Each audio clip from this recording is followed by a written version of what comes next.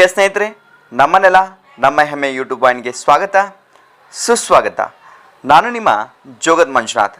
ಇವತ್ತಿನ ಸಂಚಿಕೆಯಲ್ಲಿ ಹಂಪಿಯ ಅತ್ಯಂತ ಪ್ರಾಚೀನ ದೇಗುಲವಾದಂತಹ ಪಂಪಾ ವಿರೂಪಾಕ್ಷನ ಕುರಿತು ಸಮಗ್ರ ಚಿತ್ರಣವನ್ನು ತಮ್ಮ ಮುಂದೆ ತೆರೆಡುತ್ತೇವೆ. ಸ್ನೇಹಿತರೆ, ಜನಪದರು ತಮ್ಮ ಹಾಡು, ಗಾದೆ, ನಾಣ್ಣುಡಿಗಳಲ್ಲಿ ಹಂಪಿಯ ಪರಿಸರದ ಪ್ರಕೃತಿ ಸೌಂದರ್ಯವನ್ನು ಕುರಿತು ಅಂದಕ್ಕೆ ಆನೆಗುಂದಿ, ಚಂದಕ್ಕೆ ವಿಜಯನಗರ ವಂದಿಸಿ ಕಟ್ಟಿಸಿದ ಹೊಸಪೇಟೆ ಎಂದು ಹಂಪಿಯಲ್ಲಿ ವಿಸ್ತಾರವಾಗಿ ನೆಲೆಗೊಂಡಿರುವ ಅಸಂಖ್ಯ ಗುಡಿಗೋಪುರಗಳನ್ನು ಕಂಡು ಕಣ್ಣಿದ್ದರೆ ಕನಕಗಿರಿ ನೋಡು, ಕಾಲಿದ್ದರೆ ಹಂಪಿ ನೋಡು ಎಂದು ಬಣ್ಣಿಸಿದ್ದಾರೆ. ಅಲ್ಲದೆ ಕ್ರಿಸ್ತಶಕ 1565ರ ಯುದ್ಧದ ತರುವಾಯ 106 ವರ್ಷಗಳ ಕಾಲ ಅನಾಥವಾಗಿ ಬಿದ್ದು ಹೋಗಿರುವ ಅಲ್ಲಿನ ಹಾಳು ಮಂಟಪಗಳನ್ನು ನೋಡಿ ಗೆದ್ದರೆ ಅರಮನೆ, ಸೋತರೆ ಹಂಪಿಯಲ್ಲೊಂದು ಮಂಟಪ ಎಂಬುದಾಗಿ ಮರುಗಿದ್ದಾರೆ.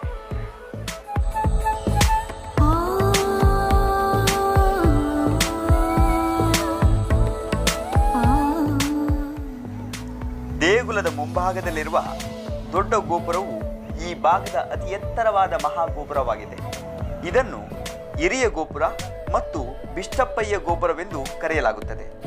ಪ್ರೌಢದೇವರಾಯನ ಅಧಿಕಾರಿ ಪ್ರೋಳುಗಂಟಿ ತಿಪ್ಪ ಎಂಬುವನು ಈ ಗೋಪುರವನ್ನು ಕಟ್ಟಿಸಿದನೆಂಬುದು ಉತ್ತರ ನರಸಿಂಹ ಪುರಾಣ ಮತ್ತು ಶಿವತತ್ವ ಚಿಂತಾಮಣಿಯಿಂದ ತಿಳಿದುಬರುತ್ತದೆ. ಇದು 9 ಅಂತಸ್ತುಗಳಿಂದ ಕೂಡಿದ್ದು ದ್ರಾವಿಡ ಶೈಲಿಯ ಗೋಪುರವಾಗಿದೆ. ಇದರ ಮೇಲ್ಭಾಗದ ವಿಶಾಲವಾದ ಶಾಲದಲ್ಲಿ ಕಳಸಗಳಿವೆ. ಕೆಳಭಾಗದ ತಲವನ್ನು ಕಣಶಿಲೆಯಲ್ಲಿ ನಿರ್ಮಿಸಲಾಗಿದೆ.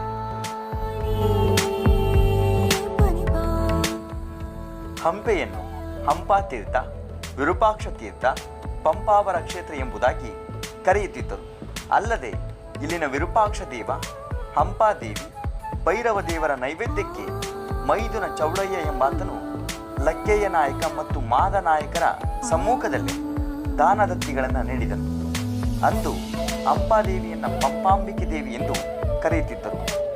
ಮೈದುನ ಚೌಡಯ್ಯನು ಇಲ್ಲಿನ ದೇವಗೃಹಗಳನ್ನು ಸುಣ್ಣ ಬಣ್ಣಗಳಿಂದ ಶೃಂಗರಿಸಿ ಪಂಪಾದೇವಿ ದೇಗುಲದ ಶಿಖರಕ್ಕೆ ಒಳೆಯುವ ಕಂಚಿನ ಕಳಸವನ್ನು ಪ್ರತಿಷ್ಠಾಪಿಸಿದನು. ಅಲ್ಲದೆ ಅವುಗಳಿಗೆ ಗಂಟೆ ಮತ್ತು ಧೂಪಗಳನ್ನು ನೀಡಿದನು.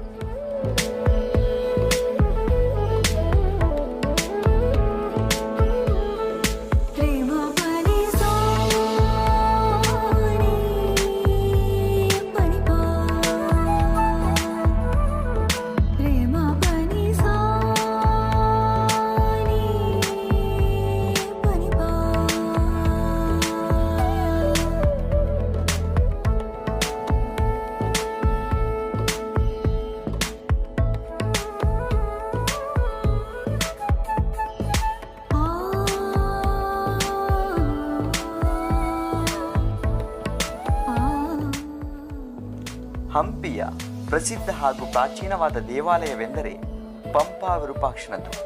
ಇದು ದಕ್ಷಿಣ ಭಾರತದ ಪ್ರಸಿದ್ಧ ಧಾರ್ಮಿಕ ಹಾಗೂ ಯಾತ್ರಾ ಕ್ಷೇತ್ರವೂ ಹೌದು. ರುದ್ರ ರಮಣೀಯವಾಗಿ ಬೆಟ್ಟ ಗುಡ್ಡಗಳ ಮಧ್ಯೆ ಹರಿಯುವ ತುಂಗಭದ್ರಾ ನದಿಯ ಬಲದಂಡೆಯಲ್ಲಿರುವ ಈ ದೇವಾಲಯದ ಆವರಣದಲ್ಲಿ ಅನೇಕ ಪ್ರಾಚೀನ ದೇಗುಲಗಳಿವೆ. ವಿರೂಪಾಕ್ಷ ದೇಗುಲದ ದಕ್ಷಿಣಕ್ಕೆ ಹೇಮಕೂಟ, ಉತ್ತರಕ್ಕೆ ತುಂಗಭದ್ರಾ ನದಿ ಹಾಗೂ ಪೂರ್ವಕ್ಕಿರುವ ಮಾತಂಗ ಪರ್ವತಗಳು ಈ ದೇವಾಲಯಕ್ಕೆ ಪ್ರಾಕೃತಿಕವಾಗಿ ಸೊಬಗನ್ನು ನೀಡುವುದರೊಂದಿಗೆ ರಕ್ಷಣೆಯನ್ನು ಕೂಡ ಒದಗಿಸಿವೆ.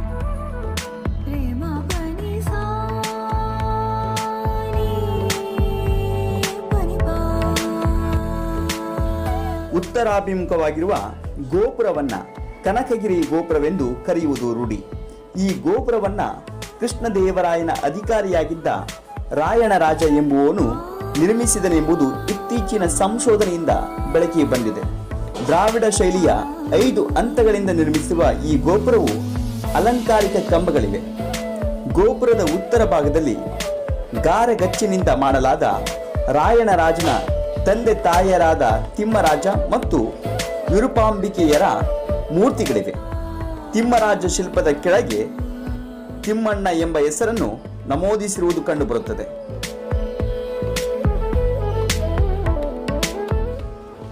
ಮಹಾಮಂಟಪವನ್ನು ಎತ್ತರವಾದ ಅಧಿಷ್ಠಾನದ ಮೇಲೆ ನಿರ್ಮಿಸಲಾಗಿದ್ದು, ಇದನ್ನು ಉಪಾನ, ಜಗತಿ, ಕುಮುದ, ಕಂಠ ಮತ್ತು ಕಪೋತಗಳಿಂದ ಅಲಂಕರಿಸಲಾಗಿದೆ. 5 ಅಂಕಣಗಳಿರುವ ಮಹಾಮಂಟಪದಲ್ಲಿ ವಿವಿಧ ಪ್ರಕಾರದ ಕಂಬಗಳಿವೆ. ಅವುಗಳಲ್ಲಿ ಚಿತ್ರಕಾಂಡ, ಗೋಪುರ ವಾಸ್ತವುಳ್ಳ ಚೌಕಾಕಾರದ ಕೋಷ್ಠ ಸ್ತಂಭಗಳು, ಉಪಕಂಬಗಳುಳ್ಳ ಸಂಯುಕ್ತ ಕಂಬಗಳು ಹಾಗೂ ಸವಾರರುಳ್ಳ ಸಿಂಹ, ಯಾಳಿ ಕಂಬಗಳು ಮುಖ್ಯವಾಗಿವೆ. ಚಿತ್ರಕಂಡ ಕಂಬಗಳ ಭಾಗದಲ್ಲಿ ಬೇಡರ ಕಣ್ಣಪ್ಪ, ಗಣೇಶ, ಬಾಲಕೃಷ್ಣ, ಆಂಜನೇಯ, ಭೈರವ ಹೀಗೆ ಮುತ್ತಾದ ಉಬ್ಬು ಶಿಲ್ಪಗಳು ಕಂಡುಬರುತ್ತವೆ. ಮಹಾಮಂಟಪದ ಮಧ್ಯಾಂಗಣದ ಮೇಲ್ಛಾವಣಿಯಲ್ಲಿ ಅನೇಕ ಬಗೆಯ ವರ್ಣಚಿತ್ರಗಳಿವೆ. ಮಹಾಮಂಟಪದ ಮಧ್ಯಾಂಗಣದ ಮೇಲ್ಛಾವಣಿಯಲ್ಲಿ ಹಲವು ಬಗೆಯ ವರ್ಣಚಿತ್ರಗಳು ಕಂಡುಬರುತ್ತವೆ.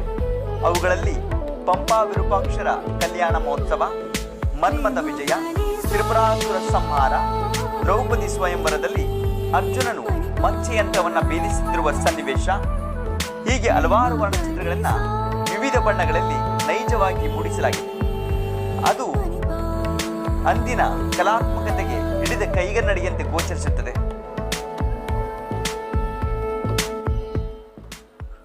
ಇವನು ವಿಶಾಲವಾದ ಕಣ್ಣುಗಳುಳ್ಳವನು, ಚಂದದ ಕರ್ಣಕುಂಡಲಗಳನ್ನ ಧರಿಸಿದವನು, ಜಟೆಯಲ್ಲಿ ಚಂದ್ರಗಂಗೆಯರನ್ನ ಧರಿಸಿದವನು, ಜಟಾವಲ್ಕಗಳನ್ನ ಧರಿಸಿದವನು, ಕೋಟಿ ಸೂರ್ಯ ಪ್ರಕಾಶನು, ಕೋಟಿ ಚಂದ್ರರಿಗೆ ಸಮಾನವಾದ ಕಾಂತಿ ಉಳ್ಳವನು, ಭಕ್ತರ ಇಷ್ಟಾರ್ಥಗಳನ್ನ ಕರುಣಿಸುವವನು.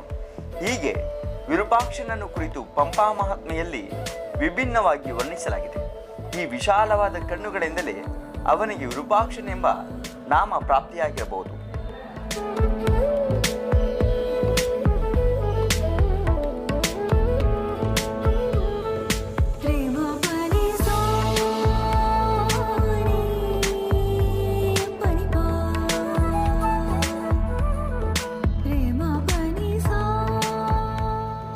ಕನಕಗಿರಿ ದೇಗುಲದ ಗೋಪುರದ ಛಾಯೆಯು ತಿರುವುಮುರುವಾಗಿ ಗೋಚರಿಸುವಂತೆ ಹಂಪಿಯ ಪಂಪಾ ವಿರೂಪಾಕ್ಷ ದೇಗುಲದ ರಾಯಗೋಪುರದ ಛಾಯೆಯು ತಿರುವುಮುರುವಾಗಿ ಪ್ರತಿಬಿಂಬಿಸುತ್ತದೆ.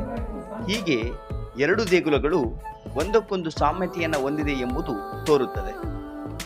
ವಿರೂಪಾಕ್ಷ ದೇವಾಲಯದ ಎಡಬದಿಯ ಕೊಳವನ್ನ ಮನ್ಮುಖ ತೀರ್ಥವೆಂದು ಕರೆಯಲಾಗುತ್ತದೆ. ದೇವಾಲಯಗಳನ್ನು ವಿರೂಪಾಕ್ಷ ಗೃಹ, ಪಂಪಾ ಗೃಹ, ರಾಜಮಲ್ಲೇಶ್ವರ ಗೃಹ, ಭೈರವ ಗೃಹಗಳೆಂದು ಶಾಸನಗಳಲ್ಲಿ ಕರೆದಿರುವುದು ಕಂಡುಬರುತ್ತದೆ.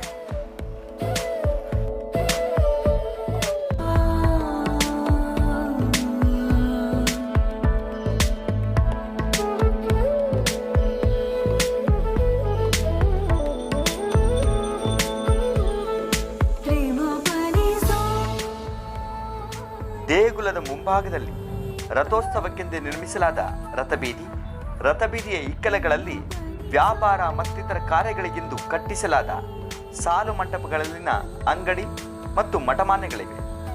ಬೀದಿಯ ಕೊನೆಯಲ್ಲಿ ವಿರೂಪಾಕ್ಷನ ವಾಹನವಾದ ನಂದಿಯ ಬೃಹದಾಕಾರದ ಮೂರ್ತಿ ಇದೆ.